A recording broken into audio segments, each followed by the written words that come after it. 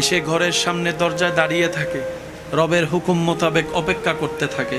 কিন্তু আপনি আমি তো ঘুমের মধ্যেই নাক ডেকে ডেকে সময় পার করে দিচ্ছি। নির্দিষ্ট সময় থাকার পরে সে ফেরেশতা রবকে বলে, ইয়া রব, কার জন্য তুমি রহমত পাঠাইলা? সে তো রহমত নিতে আগ্রহ দেখাচ্ছে না। কার জন্য তুমি দয়া করে নিয়ামত পাঠালা? সে তো নিয়ামত নিতেও রাজি না। ঘরের দরজাটা পর্যন্ত খুলতেছে না, ঘরের দরজা পর্যন্ত খুলছে না। সে লাপের মধ্যে শুয়ে আছে, সেই রকম বিছনায় শুয়ে আছে। আজানটা দিয়ে তাকে তুমি স্মরণ করে দিয়েছো সে ভুলে যাবে বলে, তারপরও সে আসতেছে না। রব বলে যে একটু অপেক্ষা কর, আমার বান্দা হয়তো আসতে পারে, একটু অপেক্ষা কর, আমার বান্দা হয়তো আসতে পারে।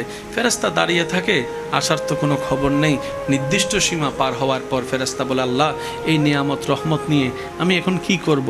রব বলে যে আমার বান্দা যেহেতু নেই এগুলাকে জঙ্গলের মধ্যে পাহাড়ের মধ্যে রেখে দে, জঙ্গলের মধ্যে পাহাড়ের মধ্যে